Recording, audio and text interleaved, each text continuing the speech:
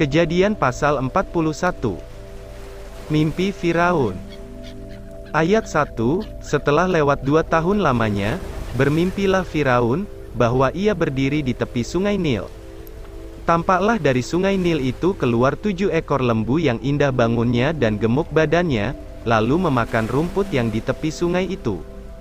Kemudian tampaklah juga 7 ekor lembu yang lain, yang keluar dari dalam sungai Nil itu, buruk bangunnya dan kurus badannya, lalu berdiri di samping lembu-lembu yang tadi di tepi sungai itu. Lembu-lembu yang buruk bangunnya dan kurus badannya itu, memakan ke-7 ekor lembu yang indah bangunnya dan gemuk itu, lalu terjagalah Firaun.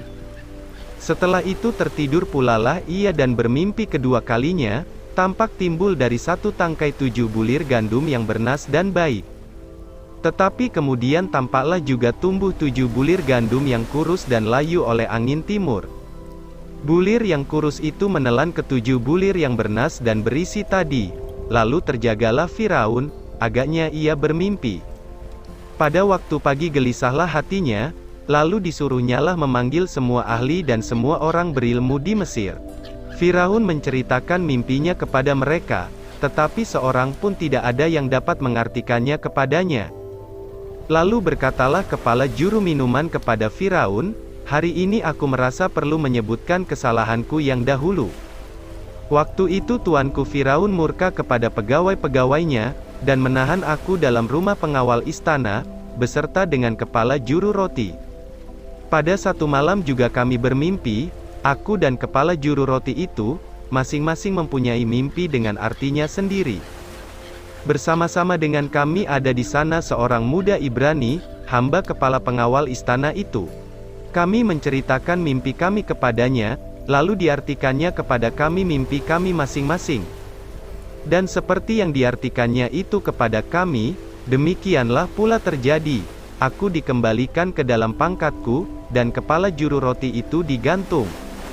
Kemudian Firaun menyuruh memanggil Yusuf, segeralah ia dikeluarkan dari tutupan, ia bercukur dan berganti pakaian, lalu pergi menghadap Firaun. Berkatalah Firaun kepada Yusuf, "Aku telah bermimpi, dan seorang pun tidak ada yang dapat mengartikannya. Tetapi telah kudengar tentang engkau, hanya dengan mendengar mimpi saja engkau dapat mengartikannya." Yusuf menyahut Firaun, "Bukan sekali-kali aku, melainkan Allah juga yang akan memberitakan kesejahteraan kepada tuanku Firaun." Lalu berkatalah Firaun kepada Yusuf, "Dalam mimpiku itu, aku berdiri di tepi sungai Nil. Lalu tampaklah dari sungai Nil itu keluar 7 ekor lembu yang gemuk badannya dan indah bentuknya, dan makan rumput yang di tepi sungai itu.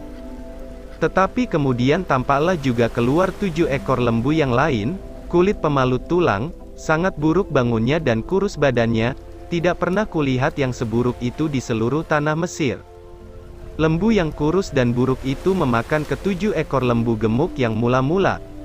Lembu-lembu ini masuk ke dalam perutnya, tetapi walaupun telah masuk ke dalam perutnya, tidaklah kelihatan sedikit pun tandanya, bangunnya tetap sama buruknya seperti semula, lalu terjagalah aku. Selanjutnya dalam mimpiku itu, kulihat timbul dari satu tangkai 7 bulir gandum yang berisi dan baik. Tetapi kemudian tampaklah juga tumbuh 7 bulir yang kering, kurus dan layu oleh angin timur. Bulir yang kurus itu memakan ke-7 bulir yang baik tadi. Telah kuceritakan hal ini kepada semua ahli, tetapi seorang pun tidak ada yang dapat menerangkannya kepadaku." Lalu kata Yusuf kepada Firaun, "Kedua mimpi tuanku Firaun itu sama. Allah telah memberitahukan kepada tuanku Firaun apa yang hendak dilakukannya.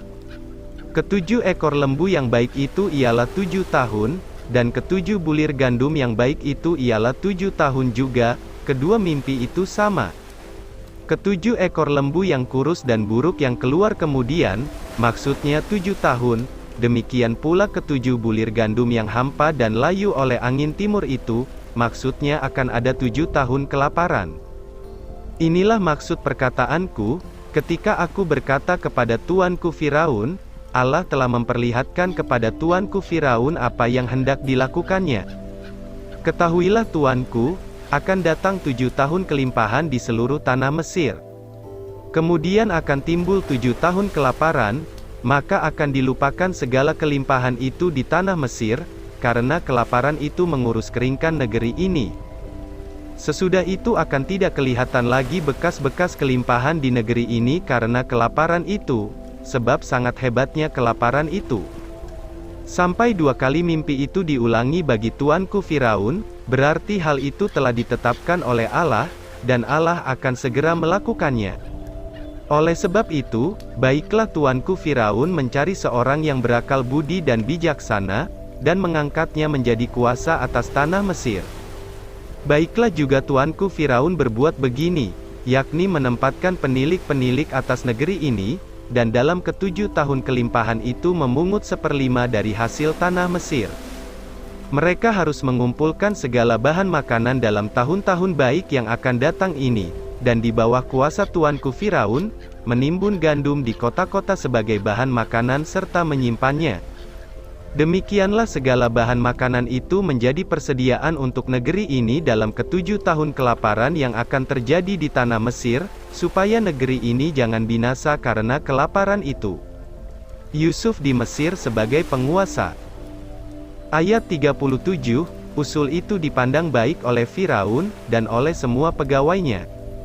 Lalu berkatalah Firaun kepada para pegawainya, "Mungkinkah kita mendapat orang seperti ini, seorang yang penuh dengan roh Allah?" Kata Firaun kepada Yusuf, "Oleh karena Allah telah memberitahukan semuanya ini kepadamu, tidaklah ada orang yang demikian berakal budi dan bijaksana seperti engkau. Engkaulah menjadi kuasa atas istanaku, dan kepada perintahmu seluruh rakyatku akan taat, hanya tahta inilah kelebihanku daripadamu." Selanjutnya Firaun berkata kepada Yusuf, "Dengan ini aku melantik engkau menjadi kuasa atas seluruh tanah Mesir." Sesudah itu Firaun menanggalkan cincin meterainya dari jarinya, dan mengenakannya pada jari Yusuf, dipakaikannyalah kepada Yusuf pakaian daripada kain halus, dan digantungkannya kalung emas pada lehernya. Lalu Firaun menyuruh menaikkan Yusuf dalam keretanya yang kedua, dan berserulah orang di hadapan Yusuf, "Hormat!" Demikianlah Yusuf dilantik oleh Firaun menjadi kuasa atas seluruh tanah Mesir. Berkatalah Firaun kepada Yusuf, "Akulah Firaun, tetapi dengan tidak setahumu, seorang pun tidak boleh bergerak di seluruh tanah Mesir." Lalu Firaun menamai Yusuf, Zafnat Paaneah, serta memberikan Asnat anak Potifera imam Dion, kepadanya menjadi istrinya. Demikianlah Yusuf muncul sebagai kuasa atas seluruh tanah Mesir. Yusuf berumur 30 tahun ketika ia menghadap Firaun, raja Mesir itu. Maka pergilah Yusuf dari depan Firaun, lalu dikelilinginya seluruh tanah Mesir. Tanah itu mengeluarkan hasil bertumpuk-tumpuk dalam ke-7 tahun kelimpahan itu. Maka Yusuf mengumpulkan segala bahan makanan ke-7 tahun kelimpahan, yang ada di tanah Mesir, lalu disimpannya di kota-kota. Hasil daerah sekitar tiap-tiap kota disimpan di dalam kota itu.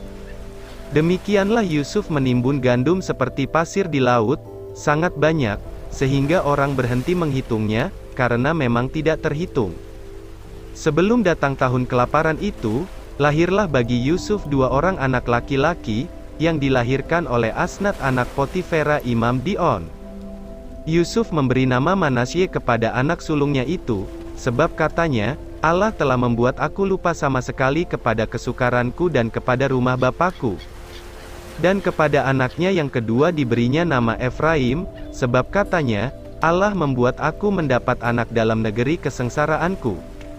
Setelah lewat ke-7 tahun kelimpahan yang ada di tanah Mesir itu, mulailah datang 7 tahun kelaparan, seperti yang telah dikatakan Yusuf, "Dalam segala negeri ada kelaparan, tetapi di seluruh negeri Mesir ada roti." Ketika seluruh negeri Mesir menderita kelaparan, dan rakyat berteriak meminta roti kepada Firaun, berkatalah Firaun kepada semua orang Mesir, "Pergilah kepada Yusuf, perbuatlah apa yang akan dikatakannya kepadamu." Kelaparan itu merajalela di seluruh bumi, maka Yusuf membuka segala lumbung, dan menjual gandum kepada orang Mesir, sebab makin hebat kelaparan itu di tanah Mesir. Juga dari seluruh bumi datanglah orang ke Mesir untuk membeli gandum dari Yusuf, sebab hebat kelaparan itu di seluruh bumi.